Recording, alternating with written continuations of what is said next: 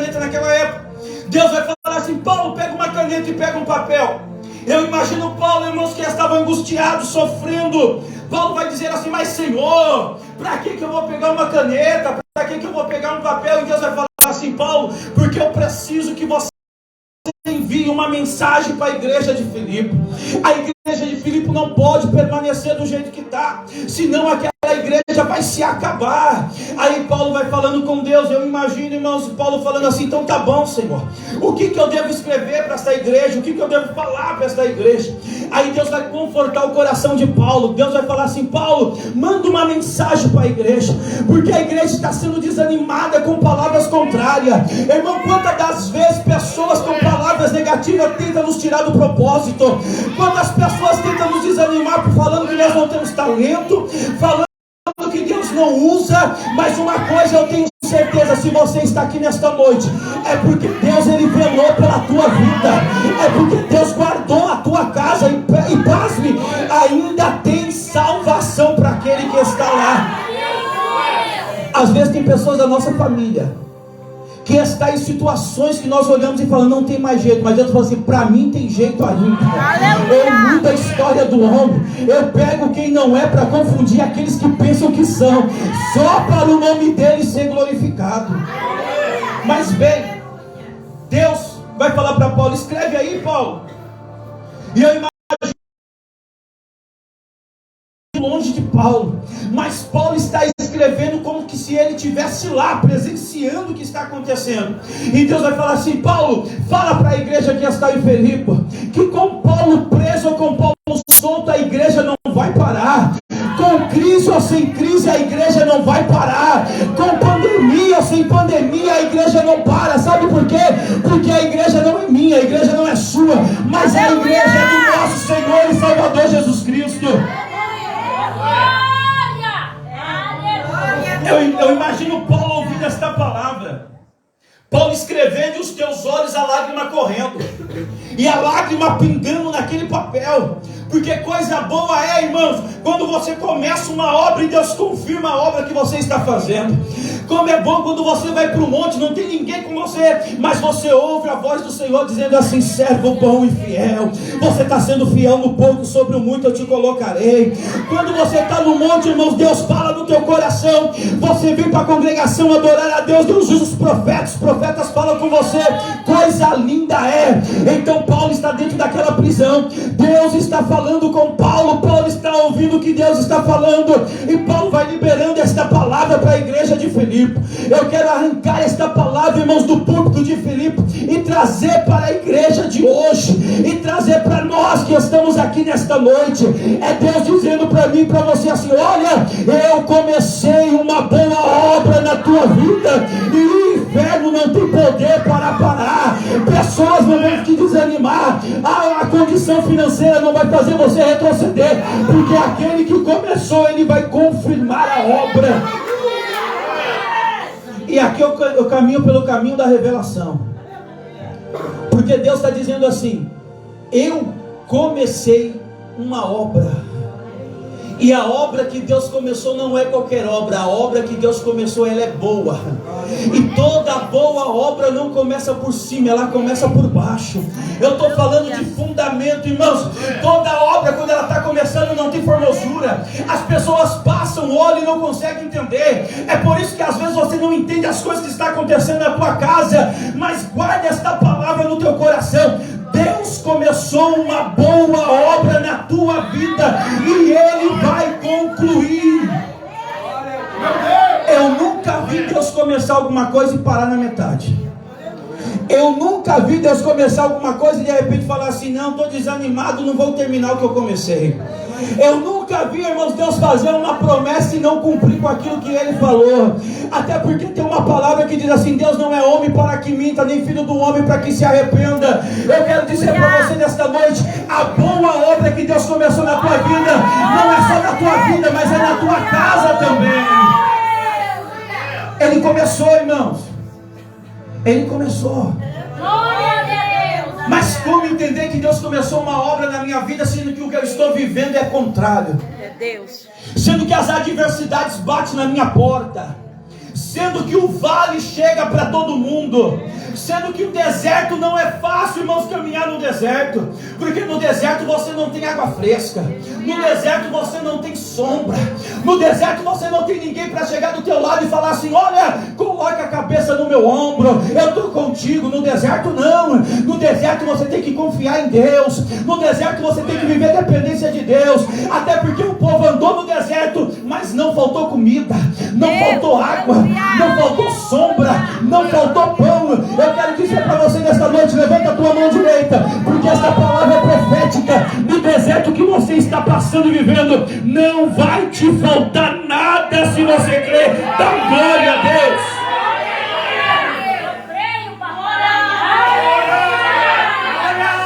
Deserto, irmãos, deserto tem começo, meio e fim. O deserto não é para sempre. Esta prova não é para te matar. Esta adversidade não é para fazer você reparar, mas é para refinar esta joia rara que você é. Deus te escolheu e Ele não erra nas suas escolhas. Deus te escolheu e Ele não erra nas tuas escolhas. Se você está aqui nesta noite, é porque Deus vai te usar nesta terra e o nome dEle vai ser glorificado. Irmãos, quem era Davi? Davi estava atrás das ovelhas malhadas. Ninguém dava nada, desprezo do pai, desprezo da família. Ninguém aceitava Davi como filho, ninguém aceitava Davi dentro de casa. Mas o Deus que nós servimos olhou do céu e falou assim: não, eu vejo graça em Davi. Porque não importa a importância da responsabilidade que ele tem, ele faz como se estivesse fazendo para mim e não para o homem. Porque as ovelhas malhadas, irmãos, não tinham valor comercial, mas Davi estava protegendo e protegia com a sua vida. Eu quero dizer para você: não despreze aquilo que Deus colocou nas tuas mãos. Pode não ter valor aos olhos das pessoas, mas Deus está olhando para você e está se agradando, porque se você for fiel no pouco, sobre o muito Ele vai te colocar. É cuidando de ovelhas malhadas. É quando você está no anonimato. É quando você está escondido, porque todo mundo fica escondido, irmãos. Há um momento de nós estarmos escondidos em Deus, porque o diabo, ele sabe aonde nós moramos, o diabo sabe aonde nós trabalhamos, mas ele não sabe aonde nós nos escondemos, porque nós vivemos o Salmo 91, aquele que habita no esconderijo do Altíssimo, a sombra do Onipotente descansará. Irmãos, eu estou falando para você nesta noite, eu preciso que duas pessoas acreditem nisso: os nossos inimigos serão confundidos.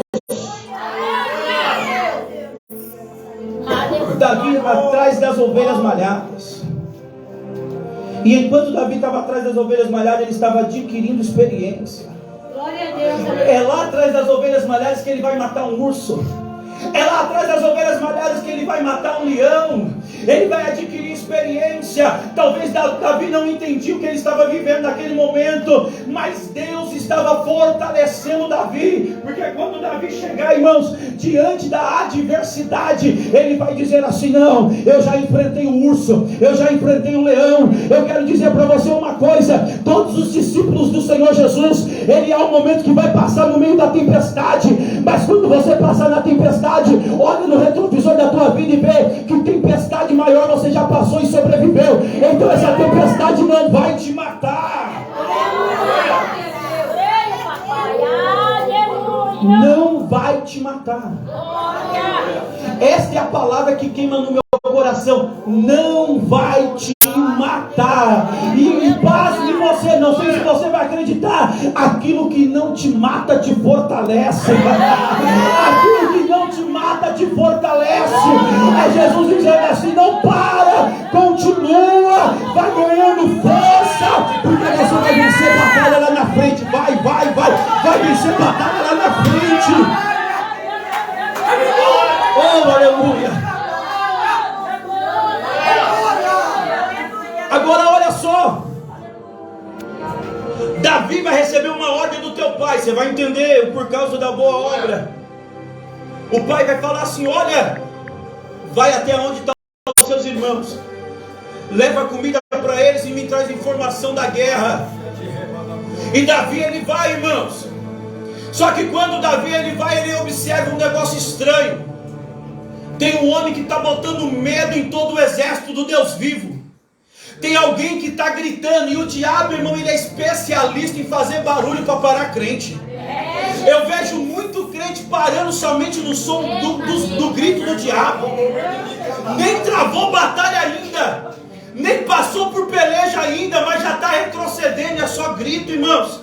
Davi vai olhar e vai falar assim: quem é esse incircunciso que está blasfemando contra o exército do Deus vivo? Ele vai chamar a responsabilidade, irmãos, para o peito. É interessante que a Bíblia vai dizer que Saul vai tentar dar a armadura, dar a espada, não vai servir em Davi. Isso daqui é um mistério que Deus escondeu na palavra para nos revelar nesta noite. É simples isso daqui, irmãos. É porque o que era para de Davi, irmãos, o que é para ser com Davi não vai ser com outra pessoa. Davi, irmãos, ele é descendente da tribo de Judá. E a tribo de Judá, ela é leão. E leão não foge de peleja. Jesus nesta noite está dizendo para nós assim: olha, o leão da tribo de Judá te chamou. Você não vai fugir desta peleja. Basta você soltar o leão que está aí dentro. Libera esse leão que está aí dentro, irmãos.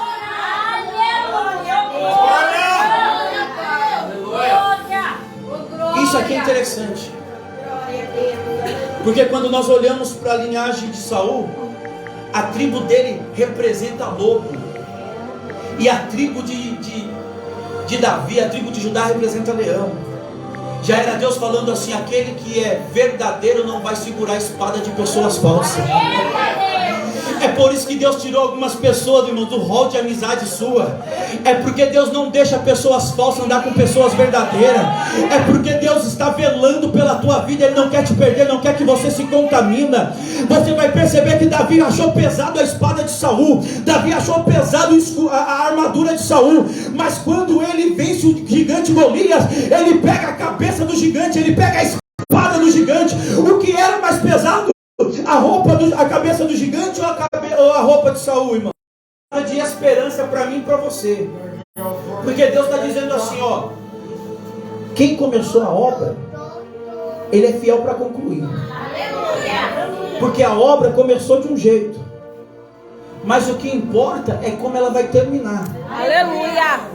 Porque da forma que ela terminar, vai justificar as provas e processos que Deus deixou você passar no meio.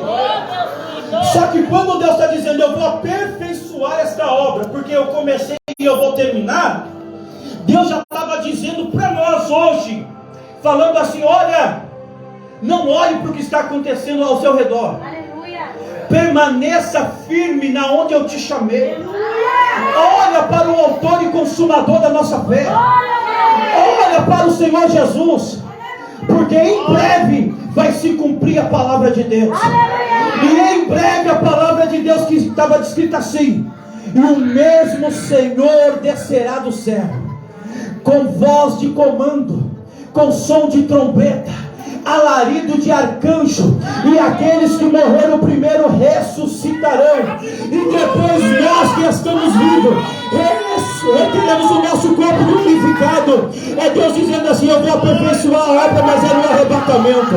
A obra vai terminar no arrebatamento. Não vai terminar desse jeito não. Vai ter um arrebatamento para a igreja. Um arrebatamento vai acontecer.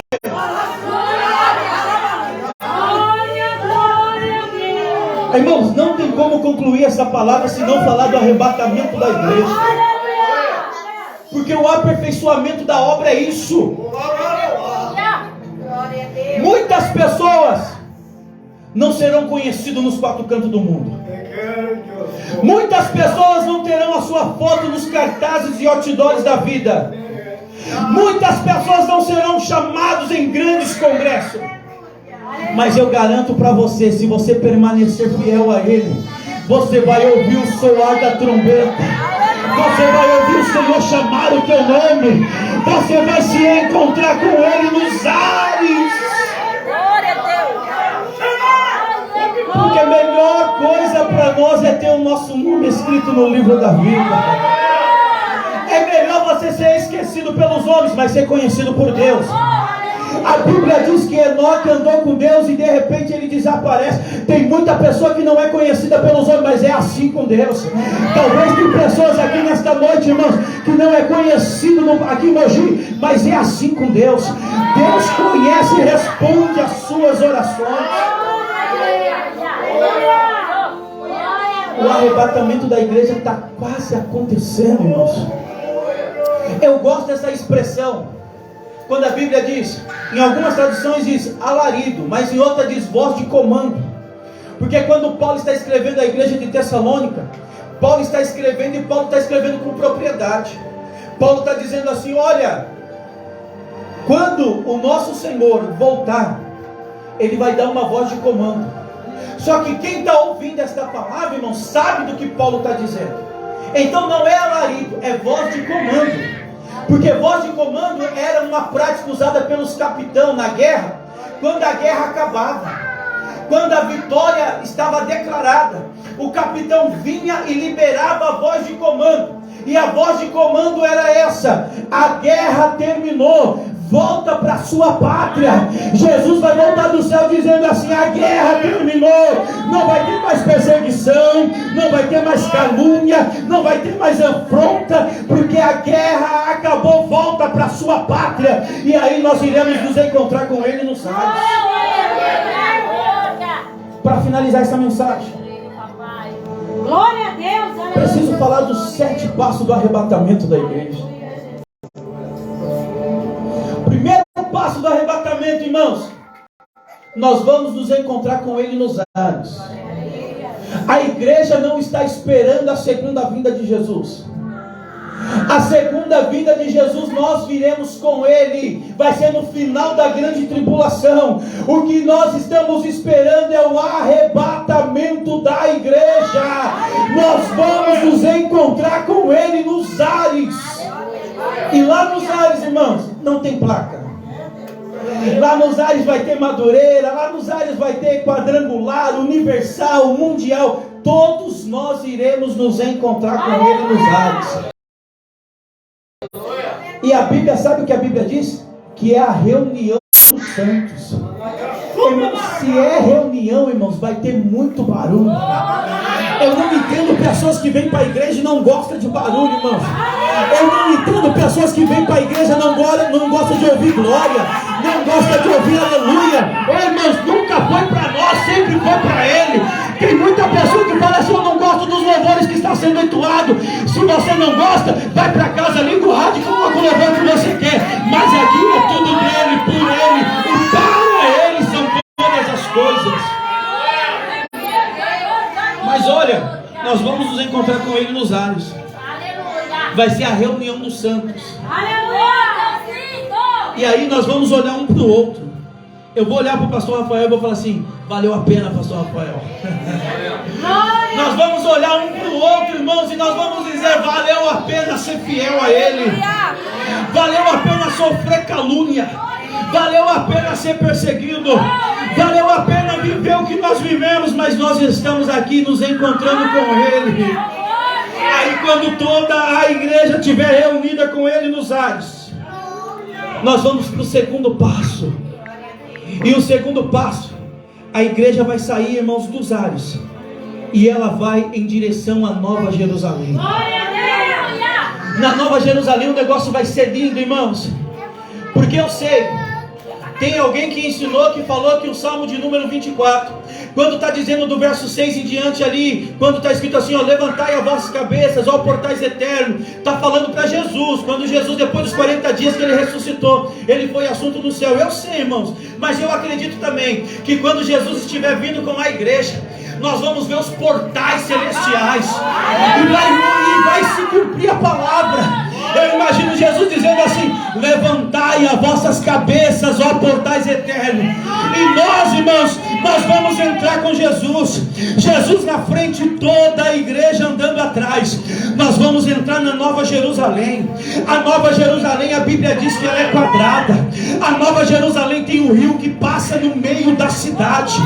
A Bíblia diz que esse rio não é um rio comum. Nesse rio passa água viva. E por quê? Porque é água viva. Porque até a água glorifica a Deus. Imagina, irmãos, tem muita gente na igreja que não quer dar glória para Deus, mas lá no céu Deus tem um rio, e esse rio, as águas glorificam o nome dele. Está escrito na Bíblia que as águas adoram. Eu imagino, todos nós, e eu sei até, irmãos, tem 12 portas. Tem 12 portas. Eu sei até por que porta nós vamos entrar. Nós vamos entrar pela porta de Judá. Porque as 12 portas, cada uma representa uma tribo. Só que quem veio buscar a igreja, ele é da tribo de Judá. Então nós vamos entrar pela porta de Judá, irmãos. Nós vamos entrar pela porta de Judá. Nós vamos ver a cidade. E eu não sei, irmãos, porque crente é curioso. Alguém vai perguntar assim, mas da onde que vem essas águas? Aí alguém vai dizer assim, talvez seja os seres viventes, talvez seja os anjos, ou talvez seja um crente cheio do Espírito Santo. Vai dizer assim, essas águas, elas vêm lá do Monte Sião, porque lá em cima do Monte Sião tem o trono de Deus. Ezequiel 47, ele viu as águas saindo por debaixo do trono, que saía por debaixo do altar, dentro do novo templo. Mas aí a água está saindo de cima do Monte Sião. A água vem descendo pelo monte. A água cai no jardim, no Éden celestial. A água esparrama pelo universo. A água passa por dentro da cidade. Nós vamos ver aquela coisa linda vindo, irmãos. Aí Jesus vai dizer assim, olha, não acabou aqui não, calma aí, eu preciso dar um galardão para vocês. Vocês foi fiel lá embaixo, não foi? Nós vamos falar, vamos, Senhor. Ele vai dizer assim, vocês me serviram lá embaixo, não serviram? Nós vamos dizer, sim, Senhor, nós servimos. Jesus vai dizer para mim e para você, sabe aquele dia que você estava limpando a igreja, cantando louvor? Sabe aquele dia que você abriu a igreja? Sabe aquele dia que não tinha ninguém, mas você estava lá, você estava cuidando da minha obra, você visitava o órfão, você visitava a viúva, você visitava o necessitado, você investia em missões, você era dizimista fiel, você ofertava na minha casa, e por causa disso eu sustentava os meus santos, sabe? Agora eu vou pagar. Aí vai se cumprir a palavra de Deus, porque o nosso trabalho na obra do Senhor não é em vão. Vai começar, irmãos, o tribunal de Cristo, e o tribunal de Cristo é para entregar galardão. Vai ter pessoas que vão receber tanto galardão, vai ter pessoas que vão receber tanto galardão, irmãos, que outras pessoas vão olhar e vai falar, mas por que tanto? Aí nós vamos dizer assim, sabe quando nós subíamos o monte? Sabe quando nós íamos para a oração? Sabe quando nós íamos para a consagração? Não ia ninguém, mas nós estávamos lá. Não ia ninguém na oração do lar, mas nós estávamos lá. Quando pedia para limpar a igreja, ninguém queria limpar a igreja, mas eu ia limpar a igreja. É por isso eu estou recebendo a minha paga, eu estou recebendo a minha recompensa, porque a recompensa de Deus não é na terra, a recompensa de Deus é no céu. Nós vamos receber o galardão, irmãos. Nós vamos receber uma recompensa. Ou você acha que essa historinha aí de que trabalhar na igreja é trabalho voluntário? Isso aí é mentira de Satanás, irmãos. Você tem o Senhor, você trabalha para alguém, você não trabalha para o homem, você faz para Deus, e Deus vai pagar. Irmão, nós vamos receber o galardão. Nós vamos receber o galardão. Jesus vai olhar para mim e para você e vai dizer assim, olha, sabe que vocês falavam muito lá na terra, que vocês eram a noiva de Cristo? Aí nós vamos falar, sim. Ele vai falar, então, estava errado. Vocês não eram a noiva de Cristo, vocês eram a esposa de Cristo.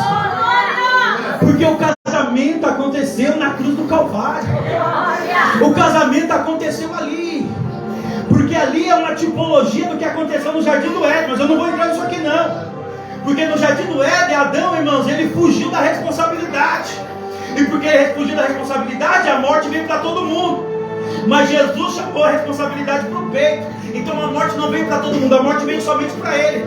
Porque se Adão tivesse assumido a morte, a responsabilidade, ele morria, mas aí Deus ressuscitava ele e a esposa. Aleluia. Mas aí Jesus falou, eu assumo a responsabilidade. Então ele está falando assim, o casamento foi ali. Lá foi o casamento, você é minha esposa. Você é minha esposa, não é noiva. Aí Jesus vai dizer assim, agora nós vamos oficializar esse negócio aí. Porque a mesma negócio, irmãos, da mesma forma que acontece na terra, acontece no céu. Nós não casamos primeiro no cartório, depois tem um casamento religioso, a festa, é a mesma coisa. O casamento já aconteceu, o juiz estava presente, o juiz dos juízes, Deus estava presente. Se você depois na sua casa lembrar e ler o Salmo 18, você vai ver um negócio como foi terrível. O juiz estava presente. Então Jesus vai falar assim: recebeu o galardão? Recebemos. Agora vem comigo. Nós vamos entrar na sala do trono. E na sala do trono, irmãos, tem 24 anciãos. Eles estão sentados nos tronos. A Bíblia diz que cada um deles tem uma coroa. Só que o que me chama a atenção é que eles tiram a coroa da cabeça e eles colocam a coroa no chão. E eles adoram aquele que está sentado no meio da sala. Isso me chama a atenção por quê? Porque coroa na Bíblia representa pelo menos 3 coisas: autoridade, poder e evidência. Por isso que me chama a atenção. Porque quem está tirando a coroa está dizendo assim: ainda que eu tenho poder, ainda que eu tenho honra, ainda que eu tenho evidência, aqui dentro tem um que merece toda a honra, toda a evidência e todo o poder. Por isso ele tira a coroa e coloca no chão. Aí eu começo a entender porque segundo Samuel capítulo 6, Davi está entrando em Jerusalém levando a arca da aliança. Mas Davi está sem a roupa de rei, Davi está sem a coroa de rei. Mical vai olhar da janela e vai dizer assim: olha, como que pode? O rei de Israel, ele está como um vadio qualquer. Mas ela não entendia, porque depois Paulo vai escrever e vai dizer que no culto tem 2 tipos de pessoa: tem o crente natural e tem o crente espiritual. Davi era crente espiritual, mas Mical era o crente natural. O crente natural julga: para que rodar? Para que dar glória a Deus? Para que ficar gritando no microfone? Esse é crente natural. O crente espiritual não. Ele entende: ainda que eu seja rei, ainda que eu tenha coroa, mas é aquele que está em nosso meio. Ele merece toda a honra, toda a glória e toda a evidência. Mas espera aí que você vai dar glória a Deus agora com mais força. Se você não der glória a Deus, isso aqui é porque você está ruim. Quando Davi, irmãos, está fazendo isso daí, Davi está liberando uma palavra para Mical. E a palavra que Davi libera para Mical é o seguinte: aquilo que eu me tornei por fora não tem poder para mudar aquilo que eu sou por dentro. Por quê? Segura, irmão, segura. Por quê? Porque Davi está dizendo assim: quando eu estava lá no meio do pasto, atrás das ovelhas, Deus não foi levar coroa para mim, Deus não foi levar súditos para mim, Deus não foi levar trono para mim, mas Deus mandou Samuel derramar o óleo. E óleo fala de unção, porque unção nós não vamos encontrar no Mercado Livre, unção nós não vamos encontrar na Shopee. Unção ainda é com o joelho no chão, com a boca no pé, com a boca no pé. Deixa eu ver quem tem unção aqui nesta noite. Libera um glória para Deus.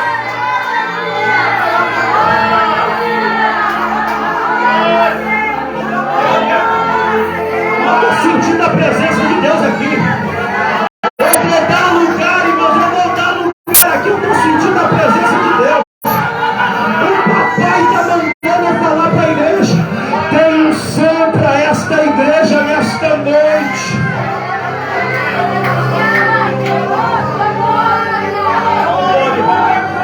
Oh, glória.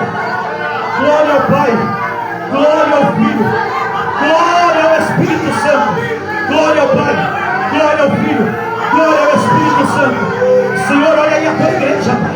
Olha aí, meu Pai, a tua igreja, Senhor, que nesta noite está liberando glória para o céu. Libera, meu Pai, esta unção que despedaça todo jugo. Libera, meu Pai, esta unção que despedaça, meu Pai, toda acusação. Tem barulho de grilhões sendo quebrado aqui nesta noite. Tem barulho de cadeia sendo quebrado aqui nesta noite. É na oração da igreja que Deus liberta aquele que está preso. É na oração da igreja que Deus movimenta o céu a teu favor. É na oração da igreja que Deus vai dando vitória. Quem recebe esta vitória da parte de Deus?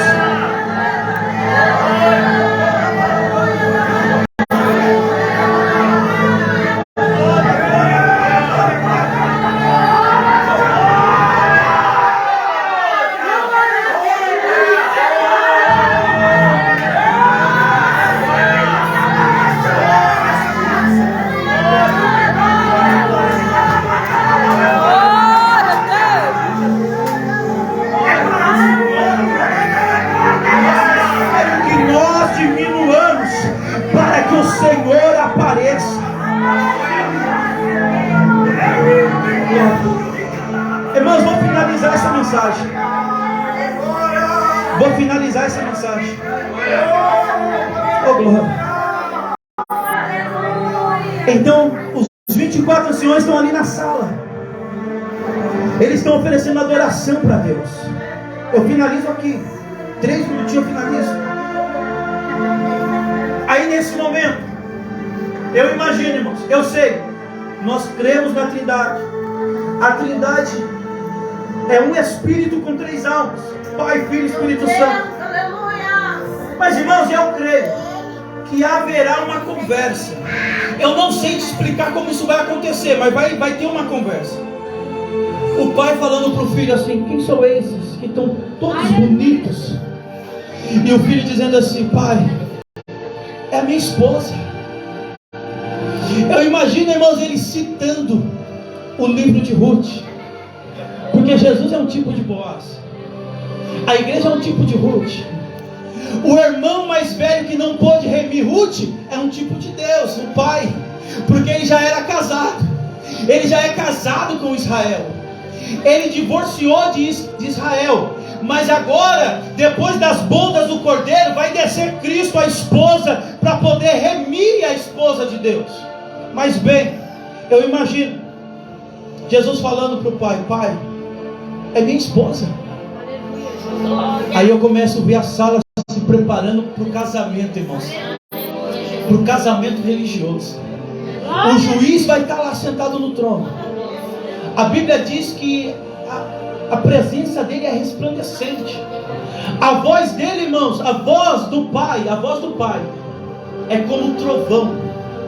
Se você ler Apocalipse 10, a Bíblia diz que João, irmãos, ele está ouvindo o que é para escrever no livro de Apocalipse, e ele começa a ouvir raios e trovões e ele quer escrever. Aí os anjos, está escrito em Apocalipse 10, o anjo vai dizer assim: não escreve, João, porque isso aí não é ainda para o teu tempo.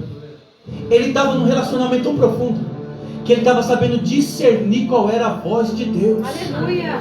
Ô irmão, coisa linda. Eu imagino lá o juiz sentado, vai fazer o casamento. As testemunhas já tem, os 24 anciãos. O esposo está ali, Jesus. A esposa está ali, a igreja. Aí o casamento vai acontecer. Aí termina o casamento. Tão lindo. Nós não vamos ter mais. Irmão, se a palavra de arrebatamento não mexe com a tua alma, eu não sei mais o que mexe com a tua alma. Nós vamos ali, vamos ter um novo nome. Nós vamos receber uma pedrinha branca. E nessa pedrinha branca vai ter o nosso novo nome. Nós vamos viver um momento de comunhão, de coinonia. Vai passar os 7 anos. Para nós, irmão, vai ser muito rápido. Nós não vamos ver o tempo passar, mas aqui na terra vai passar 7 anos. Aí Jesus vai dizer assim: olha, encerrou as bodas do Cordeiro. Agora nós vamos ter que descer lá na terra. E nós vamos ter que pôr um ponto final naquela bagunça que está lá. Oh, irmãos, o diabo pensa que vai poder bagunçar até a hora que ele quiser. Mas vai chegar um momento, irmãos, que toda essa bagunça que está acontecendo, Deus vai colocar um ponto final. E nós, irmãos, não vamos ser somente meros espectadores. Nós vamos estar envolvidos nesse negócio. Nós vamos estar com roupa de guerra. Nós vamos descer, irmãos, para fazer a justiça de Deus nessa terra.